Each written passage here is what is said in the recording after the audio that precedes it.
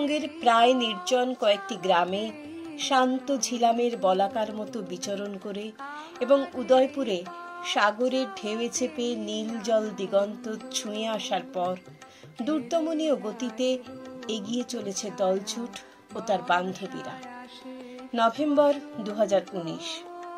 ছিবো, রামধুরা, কালিম্পং ও কোলাখাম পরিভ্রমণের পর পরিকল্পনা মতো 10ই জানুয়ারি 2020 3 দিনের জন্য দলছুট 14 জন বান্ধবীকে সঙ্গী করে রবি ঠাকুর ও তার রাঙামাটির আহ্বানে পাড়ি দিয়েছিল শান্তিনিকেতনে। 10ই জানুয়ারি 2020 খুব সকালে শিয়ালদা থেকে ট্রেন। নির্ধারিত সময়ে ট্রেন ছাড়ল এবং যথারীতি দলছুট ও তার বান্ধবীরা মাতিয়ে তুলল গোটা কম্পার্টমেন্ট। কখনো বাউলের একতারার তালে তাল মিলিয়ে ট্রেন যাত্রার একঘেয়েমি কাটাতে লাগলো সকলে, আবার কখনো কৃষ্ণরূপী ছোট্ট বাচ্চার সাথে সেলফি তুলে মাতিয়ে তুলল সহযাত্রীদের। মুহূর্তে কেটে গেল সময়টা। বোলপুর স্টেশনে পৌঁছে দলবদ্ধভাবে সকলে প্রথমেই ছুটল গীতাঞ্জলি রেল মিউজিয়ামে। এটি কবির উদয়ন নামের বাড়িটির আদলে তৈরি। আমৃত্যু কবির এবং শান্তিনিকেতনের ইতিহাসের সাথে সম্পৃক্ত মানুষজনের ছবি সহ তথ্য ও নানান নথি এবং কবির শেষ ব্যবহৃত সেলুন কার্ডটি দেখে ঘোর যেন আর কাটে না। রাঙামাটির পথ ধরে গোটা দল চলল হোমস্টের উদ্দেশ্যে। বাহারি মরশুমে ফুল আর ফলের বাগানের মাঝে হোমস্টেটি আগামী 2 দিন দলছুটের জন্য সেজে গুজে অপেক্ষারত। বাড়িটির প্রত্যেকটা কোণে গৃহিণীর শৈল্পিক হাতের ছোঁয়া এবং তাদের সাদর অভ্যর্থনা মুগ্ধ করল সকলকে। পাশাপাশি 2টি বাড়িতে ছিল সকলের থাকার ব্যবস্থা।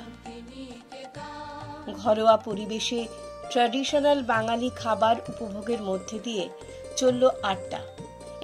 আমাদের শান্তিনিকেতন আমাদের সব হতে আপন, তার আকাশ ভরা কোলে মোদের দোলে হৃদয় দোলে, মোরা বারে বারে দেখি তারে নিত্যই নূতন।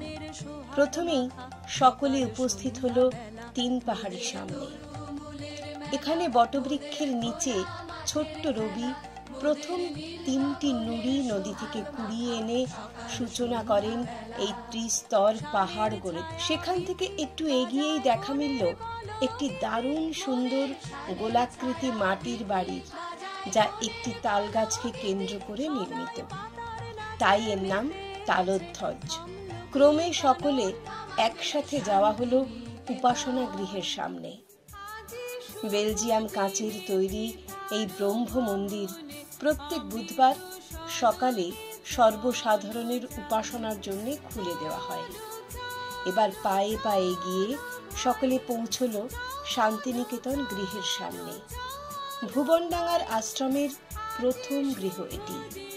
মোহিত হয়ে সকলে প্রত্যক্ষ করল শিল্পী রাম কিঙ্করের ভাস্কর্যটি। এরপর সিংহসদন, ঘণ্টাতলা, চৈতিতে কিছুটা সময় কাটিয়ে দলছুটের বান্ধবীরা প্রত্যক্ষ করল শালবিথি ও আম্রকুঞ্জ। এই আম্রকুঞ্জেই কবিগুরু প্রকৃতির নবরূপকে নৃত্য গীতের মাধ্যমে বরণ করে নেয়ার উদ্দেশ্যেই শুরু করেছিলেন বসন্ত উৎসব। ওরে গৃহবাসী খোলদার খোল, লাগলো যে দোল, স্থলে জলে বনতলে লাগলো যে দোল। আশ্রমিকরা এই গানের সাথে নাচতে নাচতে আশ্রম প্রদক্ষিণ করে এই আম্রকুঞ্জেই আবির মাখিয়ে দোলের উৎসবে মেতে উঠত।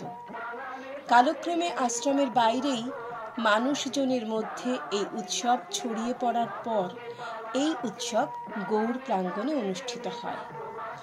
আর গাছের তলায় প্রাকৃতিক পরিবেশে পঠন পাঠনের আয়োজন তো বরাবরই আকৃষ্ট করে সকলকে। এরপর পাঠভবনকে বাঁ হাতে রেখে সকলে একত্রে ছাতিম তলায় উপস্থিত হলো। সত্যি এখানে এলে অনুভূত হয় প্রাণের আরাম, মনের আনন্দ, আত্মার আর শান্তি। 5 জন ছাত্রকে নিয়ে এখানেই শুরু হয়েছিল ব্রহ্মচর্য আশ্রম বিদ্যালয়। এবার সকলে দেহলি অর্থাৎ মৃণালিনী আনন্দ পাঠশালা আর নতুন বাড়ি দেখে কলাভবনের উদ্দেশ্যে পাড়ি দিল। কলাভবনের আশেপাশে ছাত্রছাত্রীদের শিল্পকর্মের ছড়াছড়ি। এরপর ঘাসে ঘাসে পা ফেলে কালো বাড়ি, বুদ্ধদেব, সুজাতা মূর্তি এবং ঝড় দেখে চলল সঙ্গীত ভবনের উদ্দেশ্যে। এখান থেকে বেরিয়ে বিখ্যাত সাঁওতাল পরিবার দেখে কবির স্মৃতি বিজড়িত মিউজিয়ামটি প্রত্যক্ষ করল মন দিয়ে এবং রওনা হলো উত্তরায়ণের পথে, যেখানে কবির বিখ্যাত 5টি বাড়ি কোণার্ক, উদয়ন, শ্যামলী, পুনশ্চ, উদীচীর সামনে গিয়ে দাঁড়ালো সকলে। ততক্ষণে এলো আধার ঘিরে, পাখি এলো নেড়ে। মনে হলো যেন পেরিয়ে এলাম অন্তবিহীন পথ। হোমস্টেতে ফিরে চা সহযোগে সান্ধ্যকালীন আড্ডা চলল অনেক রাত পর্যন্ত। প্রথমে 2টি দলে ভাগ হয়ে চলল গানের লড়াই, সঙ্গে হাসি, মজা, খুনসুটি ও ঝগড়াঝাটি। সেদিন ছিল পূর্ণিমার রাত। চাঁদের বাঁধ ভাঙা হাসিতে মোহময় রূপ নিল হোমস্টের ছাদটি। মোহময়তার আবেশ মেখে দলবদ্ধভাবে কখনো নেচে উঠল সবাই, কখনো গলা মিলিয়ে অনেক রাত পর্যন্ত চলল বকুল শাখায় দোলায় কে আজি দুলিছে, দোদুল দুলিছে, দোদুল দুলিছে, দোদুল দুলিছে, ছড়িছে বকুল, আকুল আকাশে উঠেছে আকুল, উড়িয়া পলক রাখিছে পলক, কবরে খসিয়া পড়েছে। 11ই জানুয়ারি 2020। ব্রেকফাস্ট কেমন হচ্ছে? সকালে খাবার টেবিলে আড্ডা সহযোগে জলখাবারের আয়োজনে মুগ্ধ হলো সবাই। কিছুক্ষণের মধ্যেই জানা গেল লীনার অসুস্থতা অনেকটাই বেড়ে গিয়েছে। আজ সারা দিন অনেক দর্শনীয় স্থানে যাবার কথা। লীনার খবর শুনে সকলেরই মন খারাপ। অবশেষে ব্রেকফাস্ট সেরে সিদ্ধান্ত মতো অপর্ণা গৃহকর্তা দেবজ্যোতিদার সহায়তায় লীনাকে ডাক্তারের কাছে নিয়ে গিয়ে তার শুশ্রূষার ব্যবস্থা করল। তার ওষুধ ও পথ্যের ব্যবস্থা করতেই কেটে গেল আধখানা বেলা। অন্যদিকে অজন্তা দলের বাকি সকলকে নিয়ে সারা দিনের পরিক্রমায় বেরোলো। প্রথমেই তারা পৌঁছলো সৃজনী শিল্পগ্রাম। ভারতের নানান প্রদেশের শিল্প ও সংস্কৃতির প্রকাশ ঘটেছে এখানে। বিশেষ করে বাংলার বাউলদের কাছে সরাসরি মাটির গান শুনে এবং বাংলার হাতের কাজের শিল্পী সহ নানান পসরার নাগাল পেয়ে যার পর্নাই খুশি সকলে। সেখান থেকে সুরুল গ্রামের রাজবাড়িতে কিছুটা সময় কাটিয়ে নীলকুঠি দর্শন করে প্রকৃতি ভবনের নানান ভাস্কর্যে মুগ্ধ হয়ে রবি কবির বিখ্যাত আমাদের ছোট নদী কোপাইতে পা ভিজিয়ে ছোটবেলায় ফিরে গেল সব। ততক্ষণে লাঞ্চের সময় এসে গেছে। আমার কুটির হেসেল ঘরে কাঁসার বাসনে বাঙালি ধাঁচে খাওয়া দাওয়ার সাথে চলল ছেলে মানুষ। এখান থেকে প্রথমে মহর্ষির হাট ও 34 ফুট উচ্চতার বুদ্ধমূর্তি দেখে একটি আদিবাসী গ্রামের মধ্য দিয়ে সব বান্ধবীরা এসে উপস্থিত হলো শান্তিনিকেতনের অন্যতম শ্রেষ্ঠ আকর্ষণ খোয়াইয়ে সোনাঝুরির জঙ্গলের শনিবারের হাটে। কখনো আদিবাসী মহিলাদের নাচের সাথে কোমর দুলিয়ে বা বাউলের গানে উদাস হয়ে এই হাটে এসে নিজেকে হারিয়ে ফেলেননি এমন মানুষ মেলা ভার। প্রকৃতির মাঝে মাটির গন্ধে ভরা জাতি বর্ণ নির্বিশেষে সবাই এক হয়ে যায়। এবড়ো খেবড়ো পথে দলছুটের সব বান্ধবীরাও নিমিষে দলছুট হয়ে যেতে থাকে। তবে প্রাণ ভরে কেনাকাটা করে নির্ধারিত সময়ে নির্দিষ্ট জায়গায় মিলেও গেল সকলে। কারণ এরপরে কঙ্কালীতরায় মাতৃদর্শনের পরিকল্পনা আছে যে। আজ হোমস্টেতে ফেরার অন্য একটা তাড়া ছিল সকলের মনে। দলছুট আজ সন্ধেবেলায় বোনফায়ারের আয়োজন করেছিল। বন্ধুত্বের উষ্ণতায় অন্য মাত্রা পেল আজকের এই আয়োজন। দলবদ্ধভাবে কখনো লাল পাহাড়ির দেশে যা, রাঙামাটির দেশে যা গানের সাথে নেচে উঠল, আবার কখনো বা একে অন্যের কাছে নতুন যৌবনের দূত হয়ে ধরা দিল দলছুট ও তার বান্ধবীরা। কনকনে ঠান্ডায় বনফায়ারের আগুনে নিজেদের সেঁকে নিয়ে চলল রাতের ভোট। দলছুট সত্যি কথা বলতে আমার কাছে বাঁচার একটা নতুন আশা এনে দিয়েছে, মন থেকে বলছি। প্রথম দিন বলেছিলাম দলছুট অনবদ্য, আজও আমি সেটাই বলছি। প্রথম দিন থেকে দলছুটের সাথে ছিলাম, 4টে ট্যুরই করেছি, শেষ অবধি থাকতে চাই। দলছুটের সঙ্গে ঘুরতে এসেছি, দেওবার গেলাম, আমার খুব ভালো লেগেছে। পূর্ণাদি এবং অনিতাদি এদের আমার খুবই ভালো লেগেছে। আমার কাছে এটা আনএক্সপেক্টেড যে এত আনন্দ, কোনো বাঁধন ছাড়া আনন্দ, পুরো ট্যুরটা এত সুন্দর অর্গানাইজ করা। অল দ্য বেস্ট টু দলছুটের সঙ্গে এটা আমার তৃতীয়বার আসা, আমার খুবই ভালো লাগে, তাই আমি আসি, আবারও আসবো। আমি থাকি হচ্ছে আসামে, আমি কলকাতায় এসেছি ঘুরতে, কিন্তু আমি দলছুটের সবার কাছে গল্প শুনেছি। এবার ওদের এই ভিডিওগুলো দেখে আমার এত ভালো লাগতো, আমি এবার ভাবলাম যে আমি ওদের সঙ্গে এবার যাই, এবং খুব এনজয় করলাম, খুব ভালো লাগলো। এরপরে চেষ্টা করবো আবার যেতে। শান্তিনিকেতন তো ভীষণ ভালো লাগার জায়গা। সে একটাই কথা বলতে চাই, কি আকাশে আমার মুক্তি আলোয় আলো। দলছুটে আমি দ্বিতীয়বার এলাম। অজন্তা, অপর্ণা আর বাদবাকি সব সদস্য এত আপন করে নেয়, যত দিন পারবো একটার পর একটা দলছুটের প্রোগ্রামের সঙ্গে জয়েন করে যাবো। কোনো বলার আমার ভাষা নেই, একটা অসাম ট্যুর। আমার এত ভালো লাগে এবং লেগেছে এবং লাগবেও, এটাই আমি সবসময় মনে করি।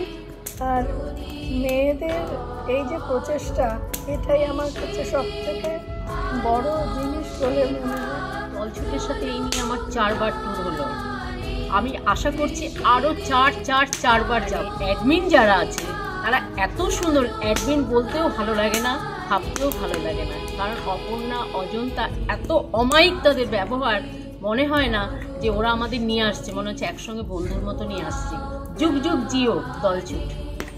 পর্যন্ত দলছুট 4টে ট্যুর অ্যারেঞ্জ করেছে, তার মধ্যে 3টিতে থাকতে পেরেছি। আগামী দিনগুলোতে দলছুটের সঙ্গে কন্টিনিউ থেকে যেতে চাই এবং দলছুট আরও এগিয়ে যাক, আমাদেরকে আরও ট্যুর দেওয়ার জন্য এবং সংসার বাঁধন সব ছেড়ে আনন্দ করার জন্য। 12ই জানুয়ারি 2020 খুব সকালে ঘুম ভেঙে গেল। সারথী সহদেবকে কয়েকজন অনুরোধ করেছিল টাটকা খেজুরের রস, খেজুর গুড় এবং ঘরে বানানো খাঁটি ঘি এনে দেবার জন্য। সকালে সেই খেজুরের রসের টানে সকলে উঠে হুল্লোড়ে মেতে উঠল। এত আনন্দের পরেও আজ সকলের মন খারাপ। চেনা গণ্ডিতে ফিরতে মন চাইছে না কারো। আজকে আমরা চলে যাচ্ছি। একটু বেশি সময় থাকলে বা আজকে সারাটা দুপুর থেকে যদি বিকেলের দিকে বেরোতে পারতাম খুব ভালো হতো, কিন্তু সেটা সম্ভব হলো না, তাই ভীষণ মন খারাপ। আমরা বারবার ফিরে আসবোই, বারবার। শান্তিনিকেতনের ট্রিপ আমরা 3 দিনের জন্য এসেছিলাম, আজকে শেষ দিন। একদম যেতে ইচ্ছে করছে না, মানে প্রত্যেকটা বেড়ানোর মতন এবারে শেষটাও খুব মন খারাপ লাগছে। এই টিম মোটামুটি সবাই আমাদের আগেও ছিল। ক্ষমা এবং সুপর্ণা এই দুজন আমাদের নতুন দলছুটের সাথে এসছে। দুজনকেই এত অসাধারণ লেগেছে, আমার মনেই হচ্ছে না ওরা আমাদের সাথে প্রথমবার এলো। আর যেখানে আমরা ছিলাম গুলঞ্চ, নয়নতারা, দুটো বাড়িতে ভীষণ ভালো। আর লীনাদির জন্য অসম্ভব মন খারাপ লাগছে। সমস্ত কিছু থেকে লীনাদি অংশগ্রহণ করতে পারলো না, শরীরটা লীনাদির ভীষণ খারাপ। আশা করি পরের বার লীনাদিকে পাবো এবং সুস্থভাবে পাবো। সবাইকে ধন্যবাদ এইভাবে আমাদের কোঅপারেট করার জন্য। দলছুট এগিয়ে যেতে পারবে শুধু সবার কোঅপারেশনে। এইভাবে সবাই আমাদের সাথে থাকো। লীনার শরীরটা আজও ভালো নেই, তাই স্থানীয় একটি গাড়ি ভাড়া করা হয়েছে। অজন্তা, পাপিয়া সেই গাড়িতে তার বাড়িতে পৌঁছে দিতে বেরিয়ে পড়েছে। বাকিরা ফিরবে ট্রেনে। হোমস্টের মানুষগুলোর আন্তরিকতা ও আতিথেয়তায় অভিভূত সকলে। শান্তিনিকেতনের অমুখ টানে মন সরে না যেতে, ফেরিলে একই দায়ে, কিন্তু বিদায় তো জানাতেই হবে। তবু যাবার দিনে এই কথাটি বলে যেন যাই, যা দেখেছি যা পেয়েছি তুলনা তার নাই। জগতে আনন্দ যোগে আমার নিমন্ত্রণ। মহিলাদের দ্বারা পরিচালিত এবং মহিলাদের নিয়ে সফলভাবে ভ্রমণের এক কাহিনী আপনারা শুনলেন। যারা দলছুটের সঙ্গী হতে চান নির্দ্বিধায় যোগ দিন, জীবনটাকে রঙিন করে তুলুন। দলছুট নামে ফেসবুকে একটি পেজ আছে, দলছুটের সমস্ত আপডেট সেখানে পেয়ে যাবেন। ধন্যবাদ।